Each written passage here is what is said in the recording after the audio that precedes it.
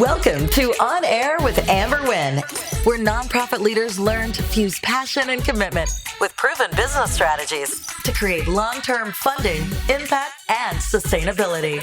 And now, here's your host and resident philanthrepreneur, Amber Wynn. Hey fam, it's me, it's Amber, and I'm back. I'm back today talking about a sustainability mindset.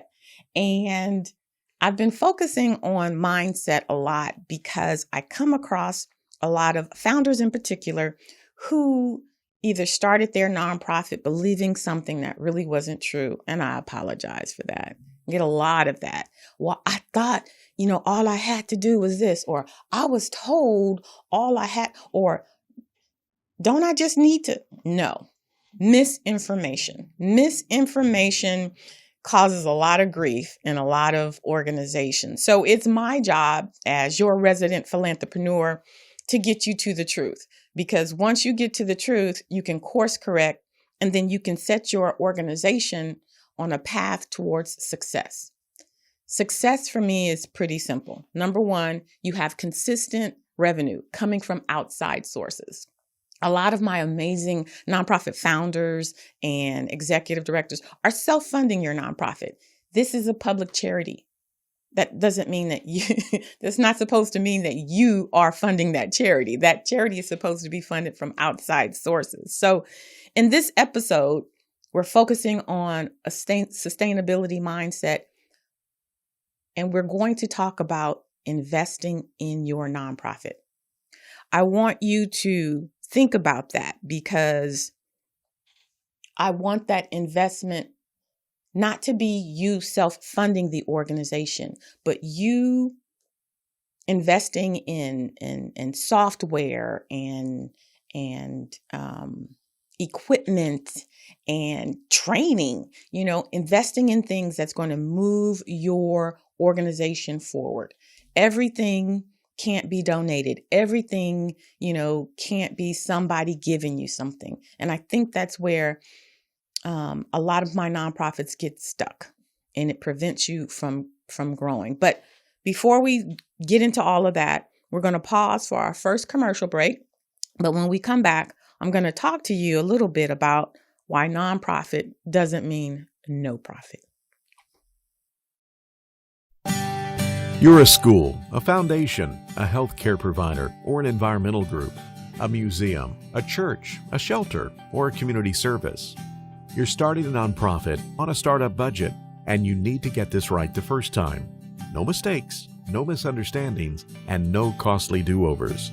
At Nonprofit Elite, we know what you need because we've been there too. Accurate information, mistake-free filings, and peace-of-mind assurance that your 501c3 application will be successful. This is what we do, and we are very good at it, all backed by our industry-leading guarantee and 100% IRS approval rate. But forming your nonprofit and obtaining tax-exempt status is just the beginning. Once you're up and running, Nonprofit Elite will consolidate the bulk of your operations into one place, including your accounting, compliance, website, fundraising, and more. We do the work of several full-time staff for just a fraction of the cost, so that you can remain focused on advancing your mission.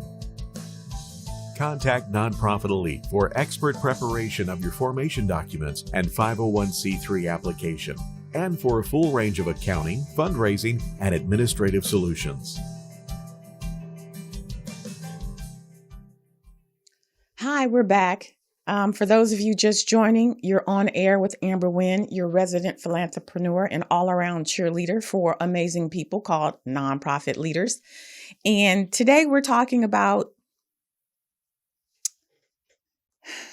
a sustainability mindset, and in particular, investing in your organization. So what I get quite frequently is founders who start their nonprofits not really understanding that it's a business, right?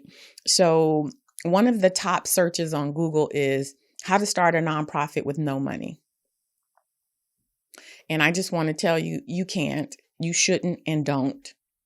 right? If you have no money, and I'm talking at least $25,000, don't start a nonprofit, because what happens is you start off in this hole, and the more that you invest your time, the deeper that hole gets. Because in order for you to deliver programs and services, it costs.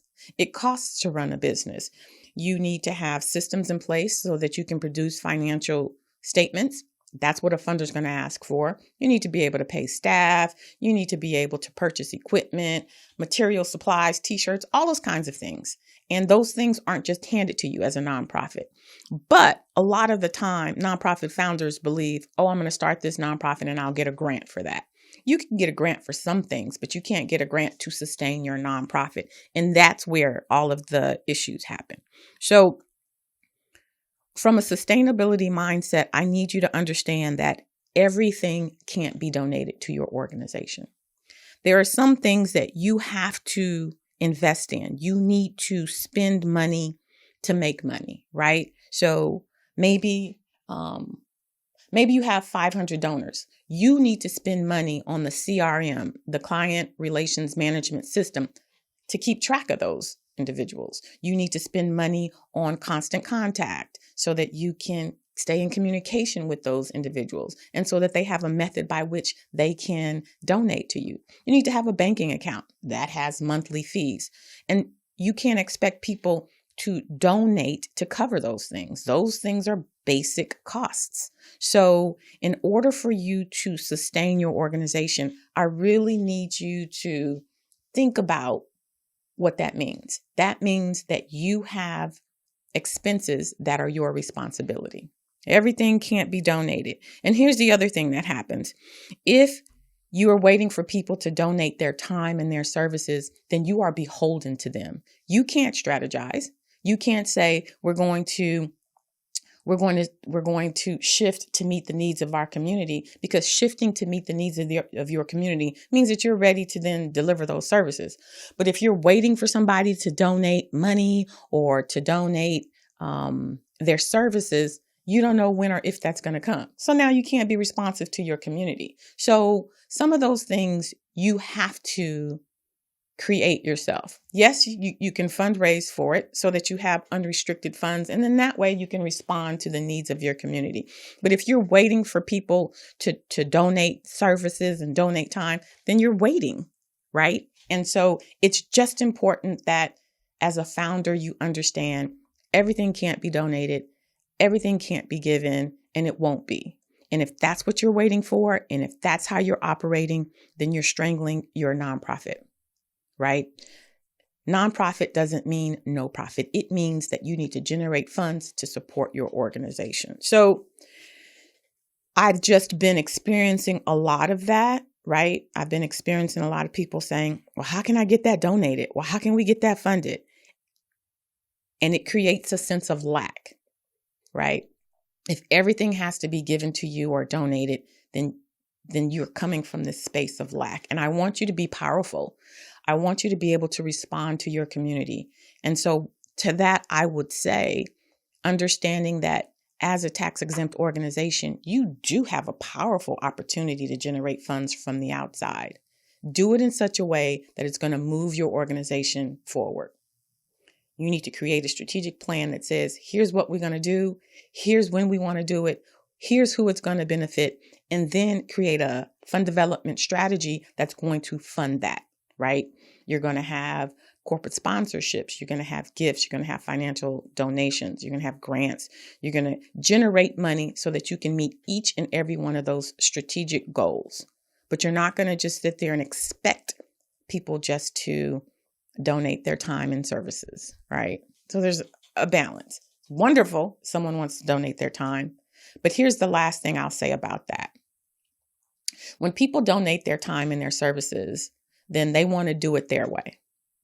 So, for example, if you need someone to create a strategic plan, you want them to donate their services, they're going to create it the way that they want to because they're donating their time.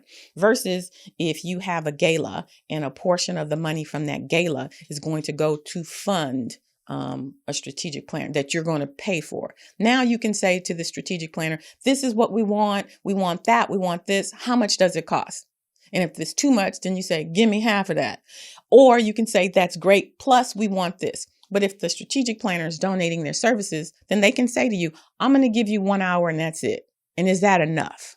So just understanding the freedom and the control that you have when you're purchasing a service versus volunteering. The other thing is the person can come in and start and not finish, and there's nothing you can do because they're volunteering their services. But if you're paying for the services, you have a lot of recourse. You're paying for the service. You can, write them up. You can call the Better Business Bureau. You can smear their, reputation, and they don't want that. So making decisions where you can ensure the results of what you want to do. That's the position of power that you want to come from. All right, I'm going to get off my soapbox, but I just really wanted to emphasize that because from the space of long-term sustainability, if you're waiting for people to give you things and you're not purchasing things and holding people accountable, you're going to get stuck and you're not going to be able to advance in your organization. And we don't want that. Why? Because the world needs nonprofits right now. Your community needs you right now. But right now we're going to pause and go into our second commercial. And when we come back, we're going to come back and you get to ask your question of me. So I'll see you in a few. Do you have a tool that organizes your company's paperwork and takes care of all your record keeping? Does your current record-keeping system send you 90-day alerts to remind you that your key documents are about to expire and need to be renewed? Can you find contracts and procurement opportunities in seconds from any of the 50 United States so you can grow your business? Is your business organized so that you can tell which key documents are needed to efficiently run the business? How about woman-owned, small business, or disadvantaged business enterprise certifications? Do you have a checklist of all the key documents you need to become certified? Does your current system allow you to conduct market research from multiple sources and provide you industry and market data in seconds? Well, SmallBiz Pro does all of that and more. SmallBiz Pro is the #1 business management, compliance, procurement assistance, and market research assistance tool on the market today. Download the app now and you will be amazed. It's like having 3 additional employees working for you, but you don't have to pay them. What are you waiting for? Welcome back. You're on air with Amber Wynn, your resident philanthrepreneur. And this episode, we are talking about a sustainability mindset. This is the time of the episode where you get to ask your pressing questions. And I'm so excited about this question today because it's really important as a nonprofit in your fundraising space that you understand this. The question for Amber is, are all donations tax deductible if the organization is a 501c3 nonprofit? A lot. Most times when I'm looking at solicitations from nonprofits on the website, on newsletters, the statement will read something like 100% of your contribution is tax deductible, or 100% of your donation is tax deductible. And what I want to caution you is that that's not necessarily true, right? Especially with the tax changes that just happened recently, not everyone is able to deduct taxes for their contributions. And I'm going to spend time specifically on tax donations because it's very complicated. But generally speaking, like even if you have a ticket, you have a gala and you're selling the ticket and the ticket is $175. That $175 in its totality is not tax deductible. Only a certain percent of that. The honest truth is only probably about $14 of that is tax deductible. So you don't want to mislead your supporters by saying that it's 100% tax deductible because you don't know that. You don't get to determine that. Yes, you're a 501c3 tax exempt organization, but not everything that you offer or provide, whatever, is tax deductible. That is something that them and their accountant have to determine. What you want to say is,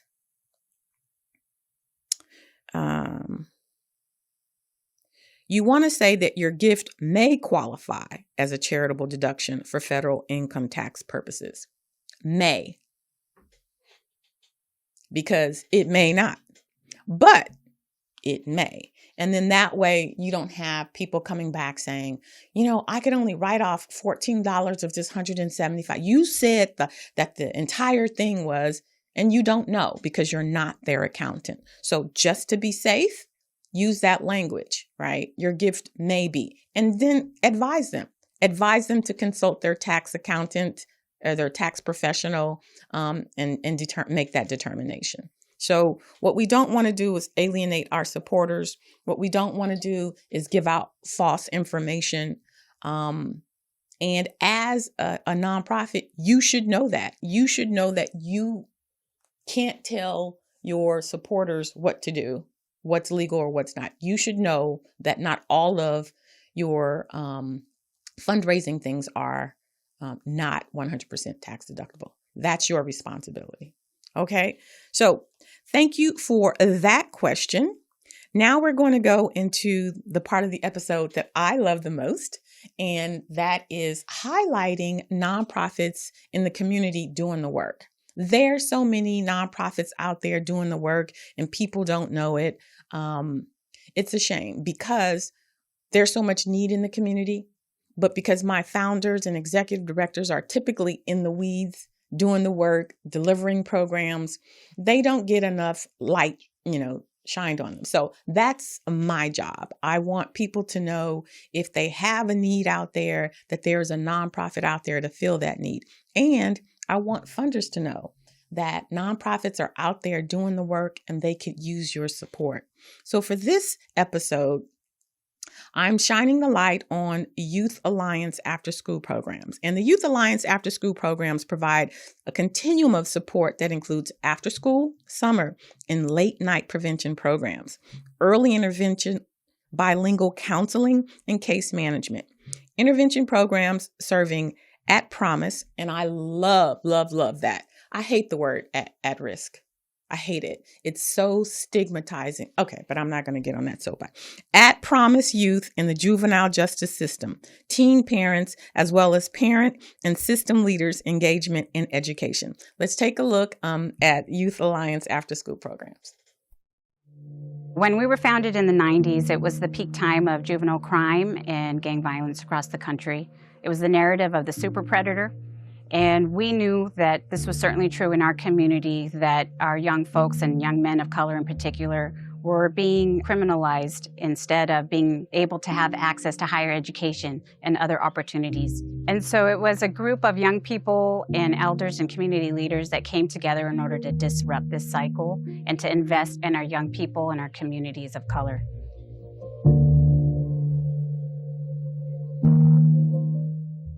So that was the Youth Alliance, and the Youth Alliance programs are located in targeted schools, 16 sites actually, in neighborhoods in South Santa Clara and San Benito counties. To learn more and donate, visit them at www.youth.outthall.org. So it's not Youth Alliance, it's youthall.org. Go check them out and support this amazing organization. Now it's the time of the episode where I spend just a minute with you to talk about your mindset. This whole episode has been about a mindset, a sustainability mindset, but this specific minute is going to talk about getting around it. And what do I mean by getting around it? I have founders who come to me and they want something. And I say, okay, well, in order for you to get that, you need to put this in place. And they're constantly trying to figure out ways to get around it, right? How to get around doing something. Well, can I just do this? Well, can I just say that? And to that, I say, no. Stop trying to get around things. Do things the right way. Because inevitably, what's going to happen is you're going to get stuck. Right. I'll give you an example. I had an organization come to me. They had one of their elected officials encourage them to apply for a grant. Amazing. It's very rare that a funder says, here, come get some money. If they're asking you to do it, then they means they believe in you and they want you to apply. And it kind of wink means that they want to give you the money. So they're like, oh, my council member told me to apply for this. It's $25,000. And when you get the guidelines, it says, here's what we need. And so what the founder said was, can we just put something together and make it up and say this, and that? And I said, no, you can't get around it, because the reason why they're asking for this information is to determine your eligibility. If it's not a generally accepted accounting practice, they're going to know it and you're going to be, kicked back. And what you don't want to do is give them something shoddy. You don't want to give them something that's not right, because then they may not ask you again. So what I recommended to them is to go through their receipts and to go through, all of their expenses and get an accountant to create this system so that they could then produce the document. Oh, that's going to cost money. I don't want to do that. How much is that going to cost? It's going to cost. But once you get it set up, this is not the only organization that you can apply for. Now you have a system in place where you can apply for other grants, because they're all going to ask you for the same thing. And so it happens quite frequently. Well, how can I get around that? Well, can I just do this? Well, can I? No. What did your mama say? If you stay ready, you don't have to get ready. I need for you guys to get in the mindset that in order for you to get that money that's out there, you need to be ready. So stop trying to get around stuff and buckle down, fundraise so that you can pay for systems that will then allow you to generate more money. Once you have that system, then you can use that for other opportunities. So when we talk about a sustainability mindset, it's about really investing in your organization, doing the things that you need to do so that you can grow, not trying to stay small, not trying to, not spend any money, not trying to get people to give you things and do things for free, but really functioning powerfully as a business, right? Is it going to take money? Absolutely. But take that money from your fish fry and take that money from, your GoFundMe and invest it into your organization's infrastructure. Because once your infrastructure is solid, then you can go for more money in different areas. See it as an investment in the growth and sustainability of your organization. Listen, I'm not saying that this is easy. I'm not saying that it's not hard work. I'm saying it is hard work. I'm saying it is challenging, but I'm also saying this is what you need to do in order to sustain your nonprofit organization. So just do it, suck it up, do it, get your organization on track so that you can make the difference in the community that you really want to do. I know that you guys have big visions, big goals for your community, but you can't do it if you're living small. So, okay. I feel like I was really on one today. And I was, but it's because I feel it deep down in my soul. Y'all, I feel it deep down in my soul. And I just want you to know that living small is not going to get us to where we need to be. I can say as a community, as a city, as a state, as the world, we got to go in powerfully. So that's why I focused on a sustainability mindset. We need to just shift and think bigger so that we can really make the difference in the world that we want to see. I know that you're doing the work. I'm not saying that. I see you doing the work. I just want you to work smarter, not harder. Okay? So invest in your nonprofit and let's get out there and do the work. All right. So I'm going to sign off right now and I'm going to say to you what I always say because I mean it from my soul. I want you to take care of you like you take care of your community. And until the next episode, I'm out. Thanks for listening. If you enjoyed this episode, subscribe and leave a review on iTunes. Head over to www.amberwynn.net/podcast for the links and resources mentioned in today's podcast. See you next time.